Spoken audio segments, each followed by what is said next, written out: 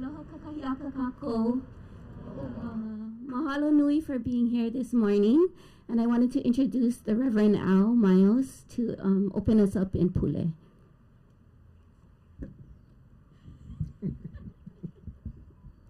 A little height difference there. Aloha, everyone. I have had the privilege for 31 and a half years to serve at Queen's Manamana, and it is quite a privilege. I want to hold space before saying my words to remember all that's been happening, not only in our islands, but throughout the continent and throughout the world. There's so many things going on. Let's have a moment of silence, and then I'll offer the poulet.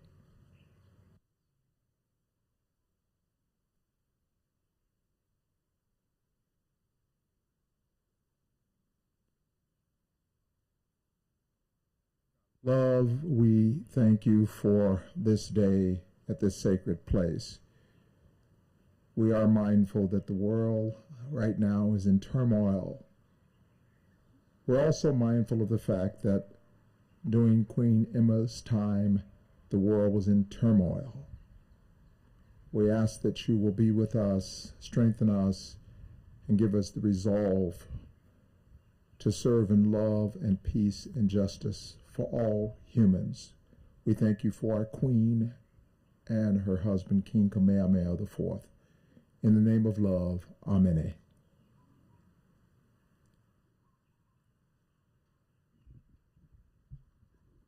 Can I call up the Native Hawaiian Health, DEIJ, and Caregiver Wellness team? We're going to sing Kemele Ho'omaikai.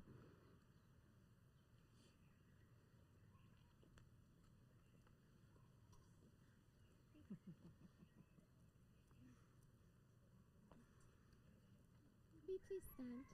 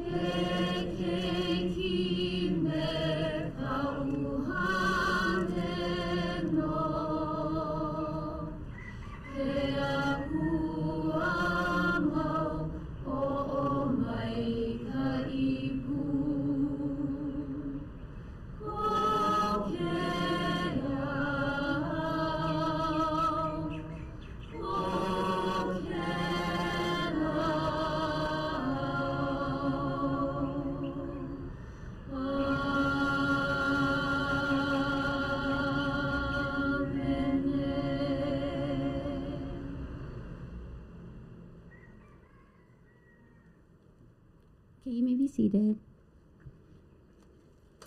Mahalo nui for joining us today to celebrate Queen Emma's birthday. The first speaker that I would like to introduce is Uncle Kimo Keaolana. We're so honored to have him here. He's exquisite. He is a kumu hula, a historian, a dancer, and I can go on and on and on. But I will give the microphone to him. Thank you so much for that. It is so beautiful and wonderful to be here as I was going 3 miles an hour on the H1. Yeah, there was an accident on Valkenburg, so they shut limits. And so I'm driving it. Oh, please take me to Mauna Ala today. And it's so wonderful to be here, especially in the morning. And Queen Emma, she is a part of my everyday life. I don't work at Queen's, but in my house, I have some of her furniture. Isn't that something, yeah? Yeah, it's a vanity. And, you know, when I look in the mirror, I wonder what she saw in this mirror. And then I have this side table. You know, in those days, there wasn't any indoor plumbing, so you had to get a basin of water, you know, all of that. And so, and even in the drawers, I was wondering, gee, I wonder what she kept in these drawers. I know it must have been hairbrushes and maybe some ointments and things, but I wonder if she had some cracked seed she was hiding, you know, and things like that. Because she was very much, I think she was a very earthy woman. And I always reflect on her. And yesterday we had a Queen Emma a breakfast tea. And it's always so wonderful to be there with like the people from St. Andrews. I always have this habit of wanting to call them the Priory, but they're not the Priory anymore, yeah? It's St. Andrew's School. And it was Queen Emma and Kamehameha IV that brought the Episcopalian faith here to Hawaii. And Christmas too, you know. They brought Christmas, not the Christmas shopping, but they brought Christmas and celebrating with trees and all of that. So, you know, this is the time of the year that we reflect on that. And it's so wonderful that her birthday is January 2nd, right after New Year. So we can start the new year right off, yeah, with Queen Emma. And it's always amazing when I tell people, oh no, she was only 5'1". And they go, what? Yeah, because when you look at her pictures, you know, she looks so stately, but she was just 5'1". She was quite petite. And when she got married, her wedding dress was size 3.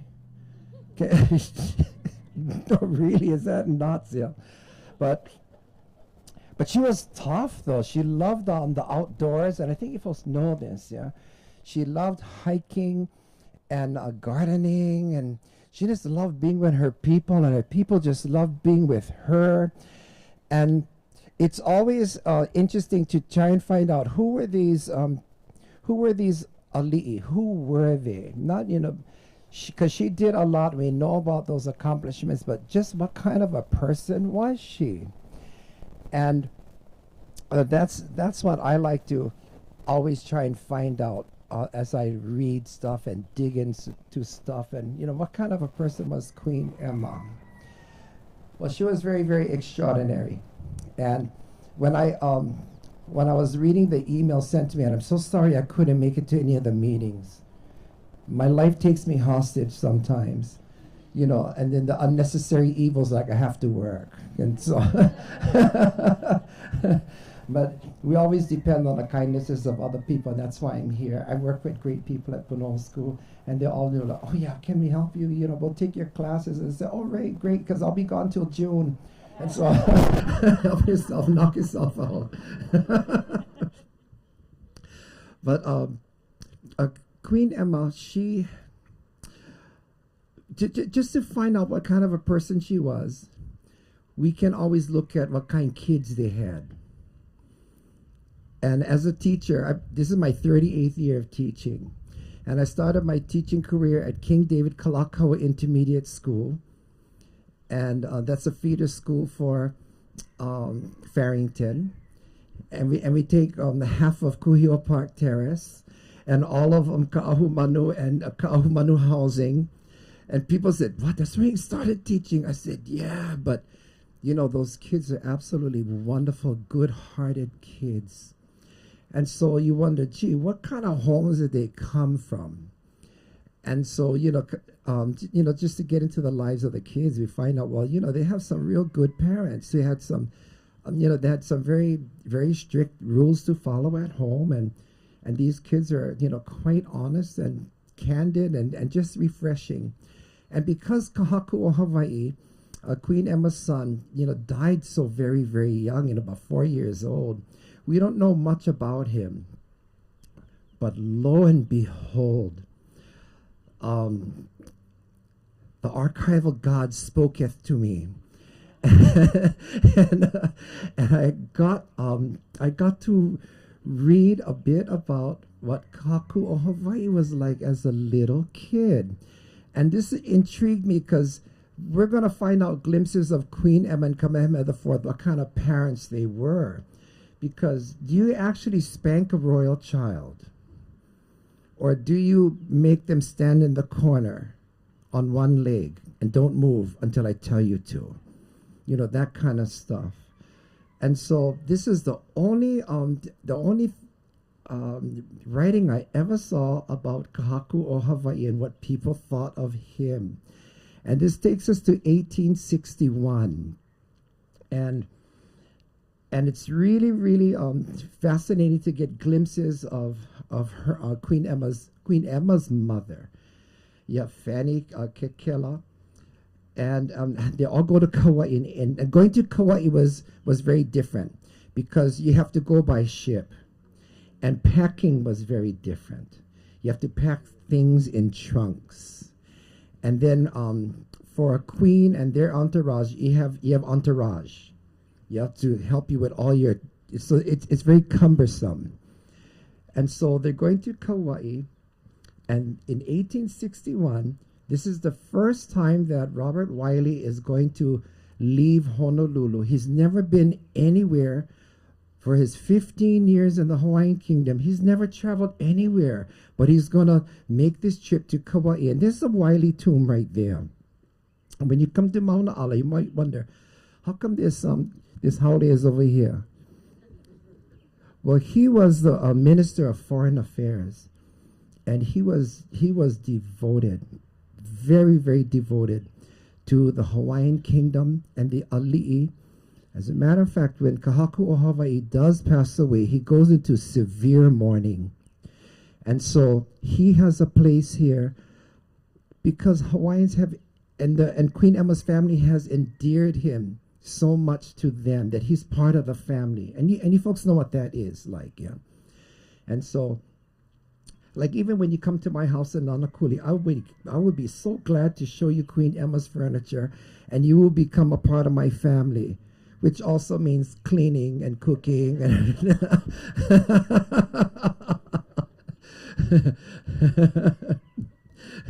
But it's so wonderful. I'm just going to read a little bit glimpses. It says, after church, everyone shook hands with R. Wiley. And I like that because that means they were church people. And I think most people were church people in the 19th century. So this is nice to know. They all go to church, and they're going to be shaking hands with R. Wiley, the Minister of Foreign Affairs, as this was his first trip to this island. He had never been to any other. He had lived 15 years in Honolulu without going anywhere else. Isn't that something? But there's going to be observations of Kahaku o Hawaii. And now, okay, the Queen and Kahaku o Hawaii are going to come out and greet the people. And the little prince, now he's almost like just getting out of his infancy. The prince saw all the children and adults of the place standing there. I guess they're just looking at him and staring at him, because this is their first time they've seen this little prince. And I guess it might have not made him feel very uncomfortable. He might have been used to people looking at him and staring at him. But he saw the children and the adults standing there, and he began to speak to them as a grown-up would.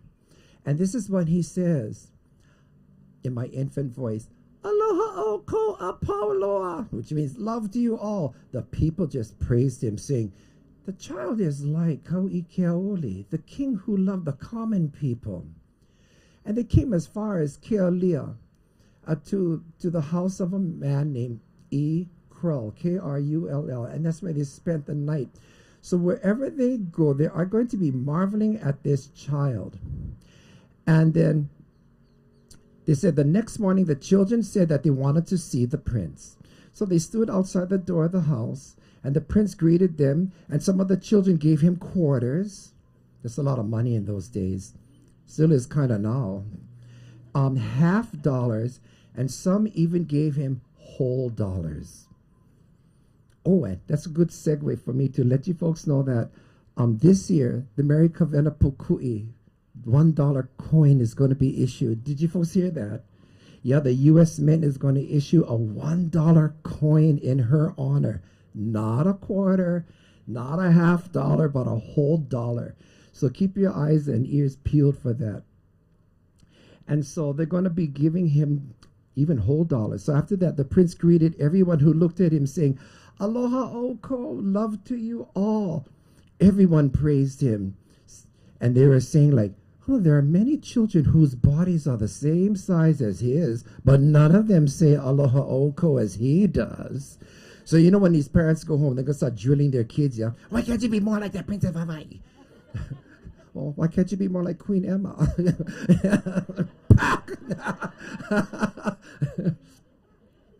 But one of the interesting things that I saw the email, I think like the theme here is Queen Emma as a torch, you know, a blazing royal torch. And I found that quite interesting because only among certain ali'i who had inherited certain rights of kapu, like Queen Emma did, were allowed to display a blazing torch in broad daylight. Queen Emma had that kapu.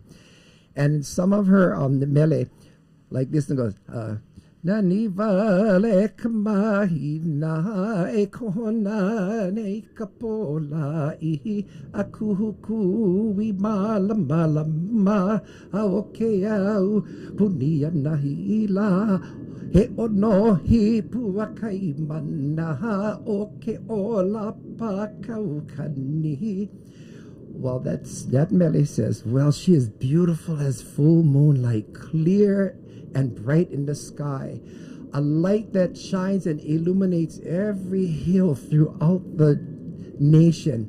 She is also like a diamond gem whose facets just radiate thousands of sparkles. But on a particular trip to Kauai, where this comes from, Queen Emma is going to be taken on a tour of some of the marvels of Kauai. And I know my cousin here, Kaualoku, knows this. But let me chant, it's short. And it sounds like this. Ananiva leheku uhu ike he anala elahai kaluna laha okalaha hale ala elakuana. But it goes on and on. But it talks about a papala tree that's growing at the summit of Makuaiki. And in those days, the listener of the chant would know what this alludes to. Because the papala, its pith has a real flammable center, has a resin in it. And only on Kauai they practice what was called owahi. And owahi is, when they go up to the ha'ena side of Kauai, they're going to climb the cliffs at night. And you know, it's pitch black, yeah? They're going to climb up there, and they're going to ignite these papala firebrands and throw them up into the air. And they're going to swirl and come on down. And it's just it's not like the aerials that we saw from Waipahu and Kalihi. It's different. You know, no more all the booms and everything. It's just a beautiful swooping of fire. And they did this for Queen Emma. And it's described here too, that they said, yeah, that night, the firebrands were hurled from the cliffs of Makana. Everyone, including Kahaku Hawaii, saw the firebrands roar and drop into the sea. Many firebrands roared out to sea that night. And so they did this in honor of Queen Emma, but also to acknowledge that she is the light of their life. And even though Queen Emma had passed away so long ago, she still is a torch lighting up our lives. And, you know, the Queen's health system and the Queen's medical center is a living testament to that. St. Andrew's is a living testament to that. And everything else that she left for us. And the furniture in my house. And so Queen Emma's a part of my life every day. And I would like to just to leave you with the thought that she can be the light of everybody's life every single day. If we just think about this 5'1" petite woman who was physically strong, mentally strong, and emotionally strong too. What a wonderful example for all of us to follow. Well, mahalo for inviting me here. And I didn't mean to take so long, but aloha, aloha, mahalo.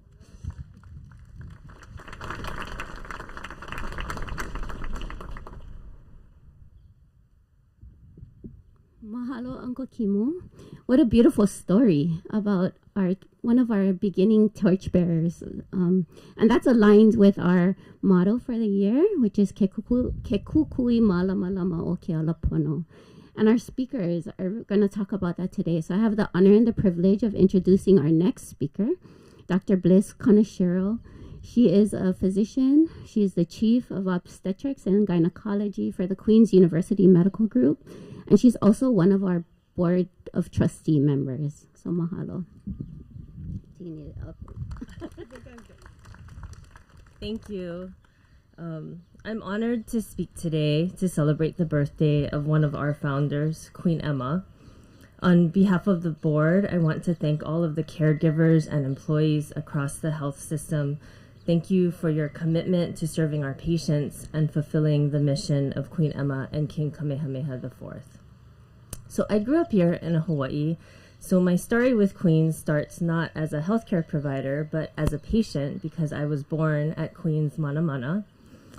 As a small kid, I attended Nu'uanu Elementary, so right up the road here, and that's the backyard of Queen Emma's Summer Palace. And once a year, we would get to walk to the Summer Palace to learn about Queen Emma and King Kamehameha IV.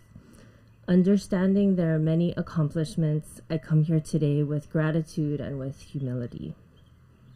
Queen Emma's legacy resonates with me because she began the endeavor of planning and funding Queen's Hospital as a young woman, and much of the work that she did in the early years was as a young mother. In the US today, we face a maternal health crisis. Moms die from childbirth more frequently in the US than in other countries with an advanced healthcare system. In 2021, the CDC published some heartbreaking statistics that Native Hawaiian and Pacific Islanders women have the highest rate of maternal mortality in the country. Native Hawaiian and Pacific Islander women are more than 4 times as likely to die around the time of childbirth as other women. Inspired by the Queen's legacy and her commitment to providing health care to her people, Queens has grown and expanded the Women's Health Program to respond to this. We continue to improve services at Manamana and at West. A year and a half ago, a physician shortage developed on Maui. You probably saw the headlines in the news.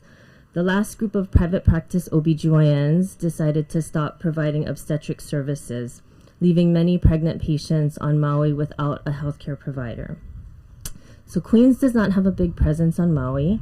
We didn't have a clinic. We don't have a hospital there. So we knew that providing OB care would be challenging, but we also knew that we had the ability to help and our work would be in line with our mission. We opened the doors to a Queens OBGYN office in Kahului about a year ago. 5 of us began rotating over to Maui, seeing patients in the clinic and delivering babies at Maui Memorial Hospital.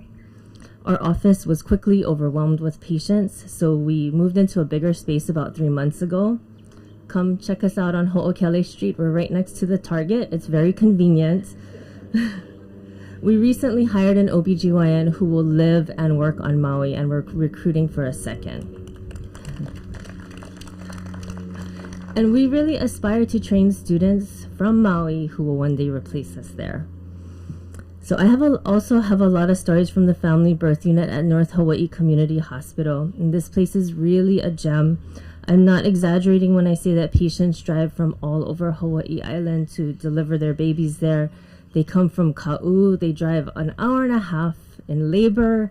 They're so confident in the care that they'll receive there. Queen Emma's legacy, our ability to respond to the needs of the community, and a superb reputation are powerful tools in healthcare. They're also a call to arms. We must continue to work hard so that we can continue to care for the community. We are facing complex challenges in the weeks and years to come. But as a physician, I know that the challenges that we face are not bigger or harder than the challenges our patients face. So we must work hard for them. Ke kukui malamalama o ke ala pono, the radiant torch of the Pono path. On this day, we are thankful to Queen Emma. We honor her legacy. We acknowledge our responsibility. We recognize the challenges ahead, and we continue to be filled with hope and excitement. Thank you.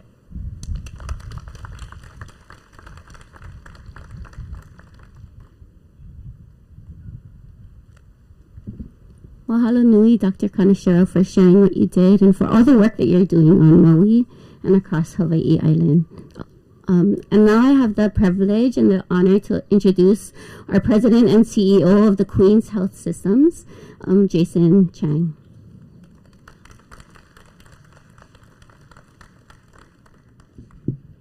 Good morning and aloha. I love the stories.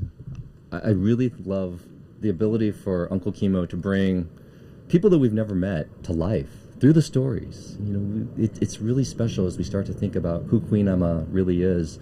And then Dr. Kaneshiro is able to translate all the things that we've learned, her mission, her values, into what we are going to do to perpetuate that mission. And so I always love the fact that Queen Emma's birthday starts at the beginning of the year, so it really represents sort of a new beginning.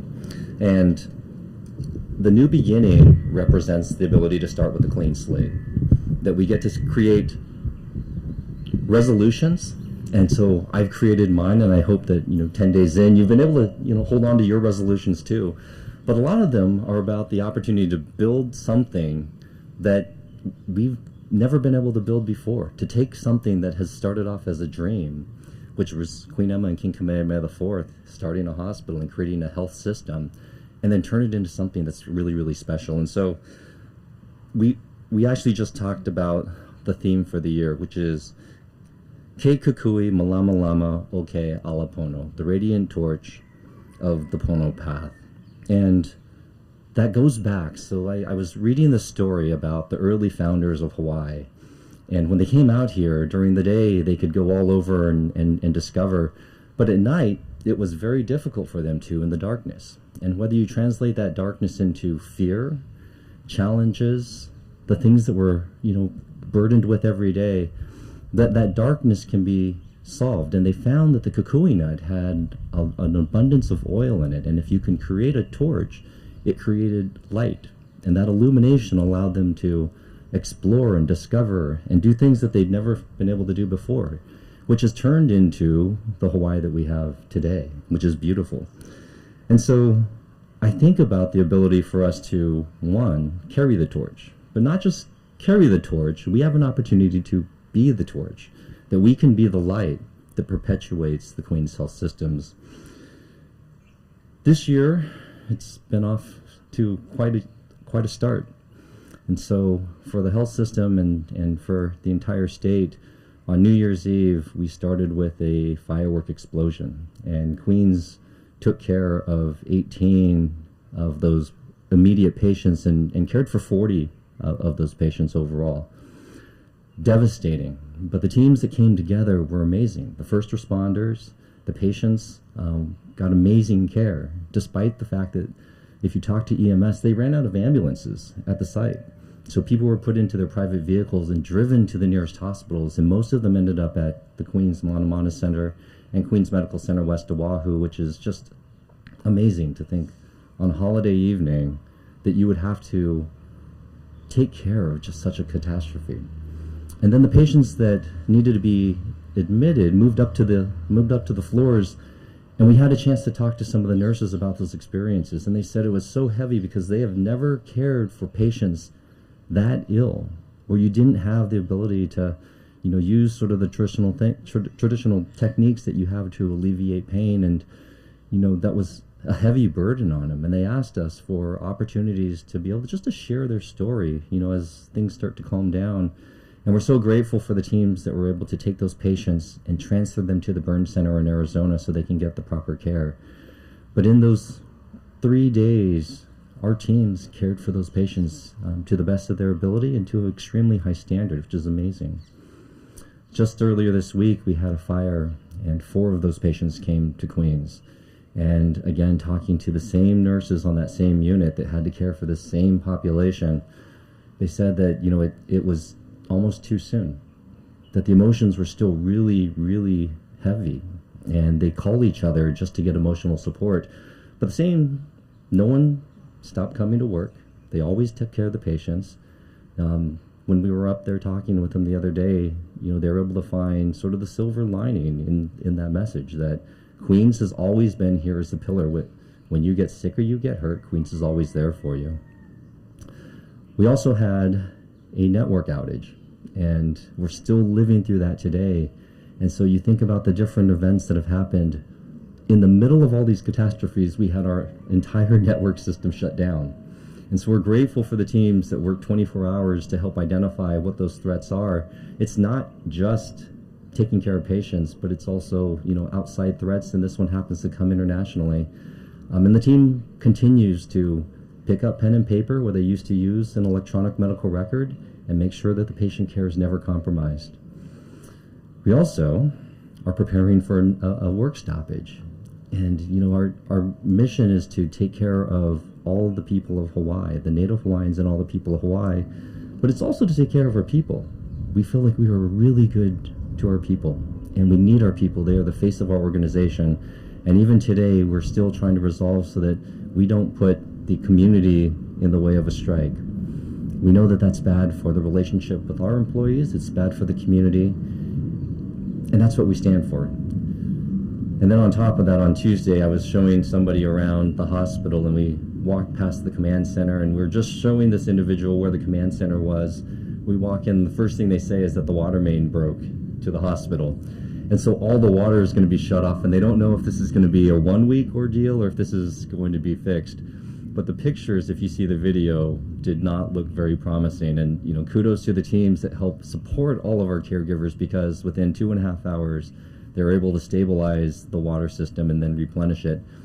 And as I'm standing in there, we had managers coming in from places like hemodialysis, and they said, hey, did you know that the water pressure just dropped? You know, when we have patients, you know, getting dialyzed. Through all these things, you know, it's a heavy start to the year, but through all of these different events, the team were able to take care of the patients. And this is cold and flu season, so our census is extremely high. But a kudos to every one of you that are watching that take care of these patients, that represent us, that are the face of this organization. It means so much. And I think about Queen Emma as we celebrate and recognize her birthday, that she's looking down and is very proud, because what started off as just an idea, a will that we have to take care of our people, we're watching our people die, has translated into what we are today, which is the Queen's Health Systems, and we're taking care of patients across the entire state. I wanted to tell a story about resilience, and I had to write some of these facts down. I thought it was quite amazing, but very appropriate. And so in January of 1962, so this is after Queens was built, we were already taking care of patients, but the Pacific Commercial Advertiser, which I'm guessing, you know, is this equivalent to the Star Advertiser, wrote an editorial about the poverty in Hawaii and largely around what is now Chinatown. And they said that the dilapidated huts that people are living in are densely overpopulated and populated by the worst class of natives. That within a block there were over 150 families and 800 children running around, and that none of these houses had water. The water closets were cesspools, and the water tanks were filthy when they had water. And there's little government support for the Queen's Hospital. And in 1862, it's very detailed, there were $6,761.13 of revenue and $6,424.74 of expenses. And so the hospital was just barely hanging on 3 years into its inception. And they wrote that what's needed is a thorough knowledge of the peculiarities of the people. That of what use is a hospital that has no sympathies for the in common with the people? And it relates to why we are trying to create culturally sensitive care. That if the people don't believe and trust in your health system, then they're not going to use you. And that was exactly what was happening at that time. And so as we have established that trust in our community, it's represented by patients coming to us when they get sick and they get hurt. So the response Queen Emma put together was that in 1863, she created the Cathedral District Visiting Society to promote good health and proper living. And this was a membership society, and they would go out in pairs, and they'd go door to door, and they'd talk to families, and they'd figure out what kind of things were ailing them. And they were given very specific instructions that always be ready to note sickness, offer help to anyone ill, and take anyone serious to the new hospital. And the King and the Queen believed in this, and they created this society that helped create awareness, helped build the trust, because they knew that if people came to the new hospital, had the experience, then they would come back. They would trust that system. They knew that it was a safety net for them. In many ways, as we have today, we have new patients, and once they come to our hospitals, they come back and they're loyalists. They believe in Queens. It's the only place they get their care. It doesn't matter if they're in Maui and, you know, we don't have a presence, but Bliss and her team are creating that presence, building that trust. And so slowly, very grassroots, organically, we will continue to build that trust and fulfill the legacy of Queen Emma. it's pretty amazing that they said that the king and the queen had a sympathetic understanding and great hopes for their people, and that never went away. And so as we think about ourselves as the safety net for the entire state, we continue to fulfill, her words. And I think that that's something that we all should be extremely proud of. And I do want to share one more story that, every day we wake up, and at times we approach the day and we have no idea what's going to be in front of us. We try to plan it out, but we have no idea that a water main is going to break, or that there's going to be an accident on wherever it might be. But we know that we have to plan. We have to start by taking one step at a time. And so where I grew up is in the foothills of Central California, so right at the base of Yosemite. And I liken this to the trips that I used to take as a teenager and in my early 20s. And we would go up and we'd hack Yosemite, and we'd hike Half Dome. And if you've ever done that, it's 16 miles round trip. Half of it is straight up. And when you get to the top, there's what they call the cables. And so it's all rock, and you're tired at that point, and you have to scale this rock to the top of Half Dome.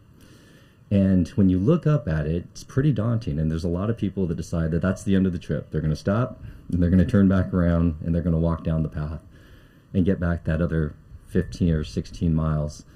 But the people that hike up, you plan where you're going to put your feet.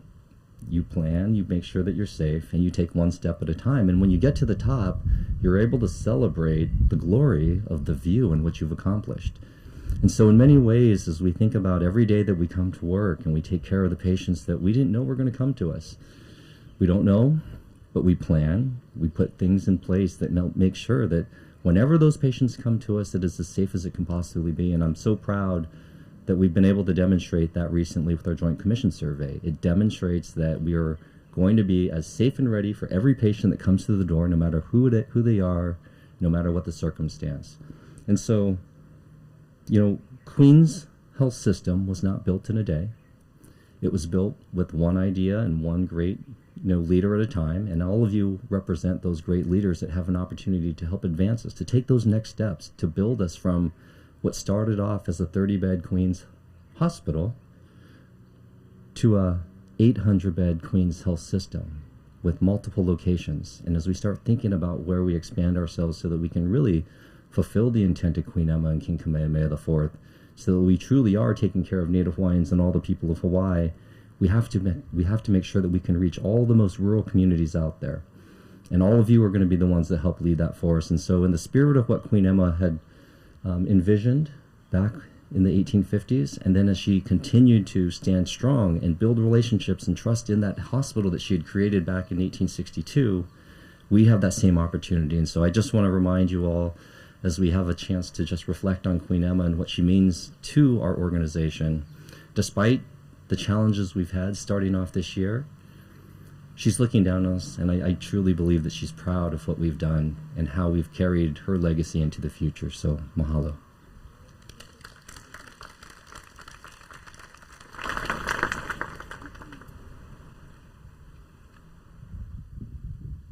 Wow, 3 amazing speakers and 3 amazing stories. Thank you so much for being here and sharing that. We're going to start the procession, the ho'okupu. I'm going to move the microphone on this side, and then we'll start with the Royal Societies first. And then we can have our executives. Oh, call my. Oh, okay. Oh. Okay. Oh, Jason, come. So Uncle Kavika wants to present you something first on behalf of the Royal Societies, Uncle.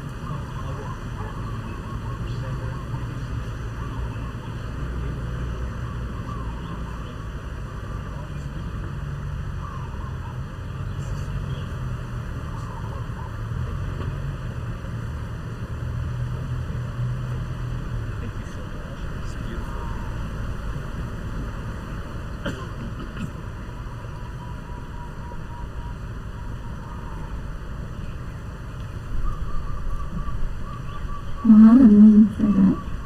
Okay, so we're gonna start the ho'okupu. We'll start with the Royal Societies, and then we'll go to our executives, and then others can come after that. Okay?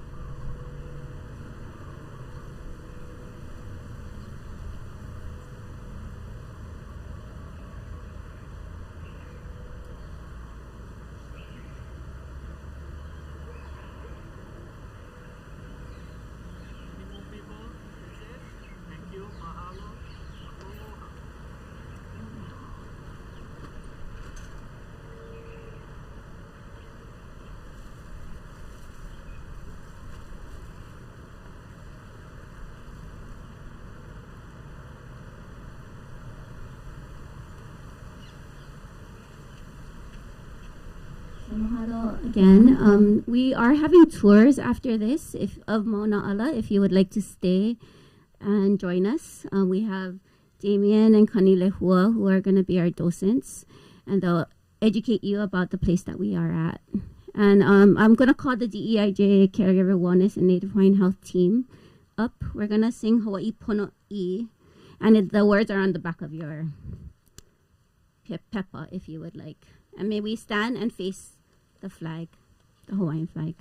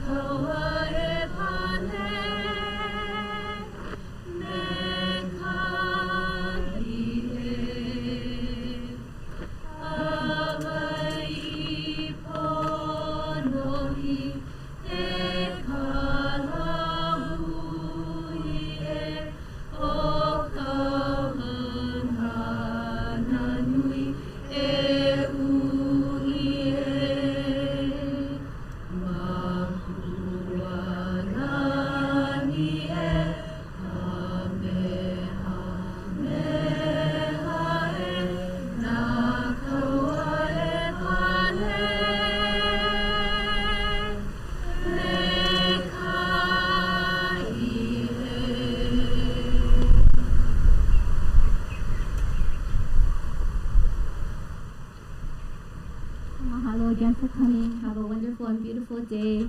And mahalo to Queen Emma for everything that she's given to us.